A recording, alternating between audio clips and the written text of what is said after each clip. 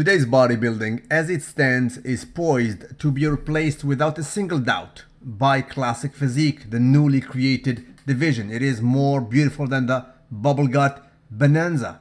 It is distasteful. It is disgraceful. And a bubble gut compared to a proper vacuum, that is no picture. People are more attracted to a classical aesthetic physique.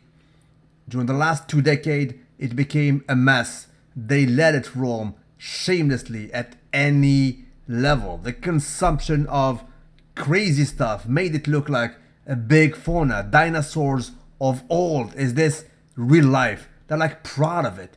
Vacuums are back, thankfully, in this division.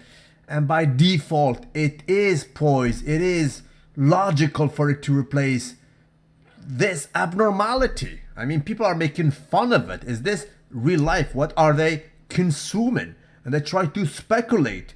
What is it? Is it oil? Are they pregnant? What kind of substance are they consuming to look like this at any level, an amateur level, for Lord's sake? They really look like a caricature. It is absolutely insulting to the golden era.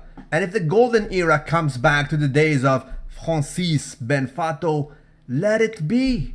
This dude was merely 170 back in the day. Do you know a current bodybuilding of that weight? No. Let it be back. This was beauty.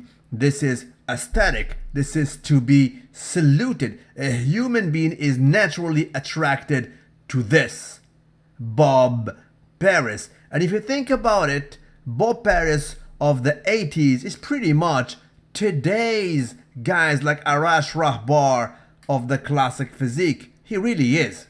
So there you have it. Call it a big bang. Call it a supernova explosion of the bubble guts. Personally, I will not cry about it. They have to pay for it. I mean, these guys became too humongous and they crumbled maybe under their own weight.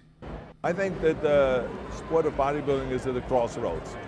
I think that the sport of bodybuilding could go through the roof and become part of the Olympics, become an Olympic sport and accepted by the general public in a huge way and be on television and be in everything. Or it regresses back again to become a subculture where it's only for a limited amount of characters, like it was in the 40s, 50s, and 60s. And I think we worked very hard to get it out of that in the 70s. And we were successful in convincing people that this is a beautiful body.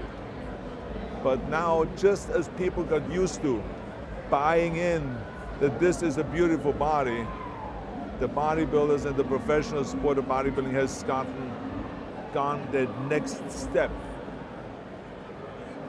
where all of a sudden the body does not look as acceptable, simply because it's too big, it's too enormous, and it doesn't have any talent behind it. So therefore, when you look at the stage of a bodybuilding competition or of a woman's competition, you see performances that will make you just say, oh my God, how did they do that? Flips and splits and posing and dynamics and great looks and choreographed things that is so entertaining that you can easily sell on television.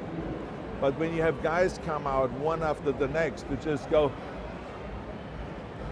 they barely can get their breath together, and then they hit the shot, and then the stomach hangs out, and the neck is 23 inches, and the calves are 18. The proportion is gone. In the old days, you always had to bring something else to the table in order to be a champion. And so I think that if it continues this way, we will have more and more people shy away from that and say, I don't want to look like that. And the more we go the other way and find a way where it is the sweet spot, you know, in tennis there's the sweet spot, in golf there's the sweet spot, we have to find our sweet spot. I don't know exactly the answer, but I mean, I think that the sport should work diligently towards that goal. And then we will go through the roof and we'll be unstoppable. We will continue the growth that we have experienced, and I think that we will continue, the selling of magazines and the food supplements and all of the stuff that is becoming now so popular and is becoming so huge. So I hope that we find that sweet spot, because bodybuilding is just such an extraordinary activity, such an extraordinary sport, so healthy, so good, that we can really have a great impact on fighting obesity and continuing with our fitness crusade.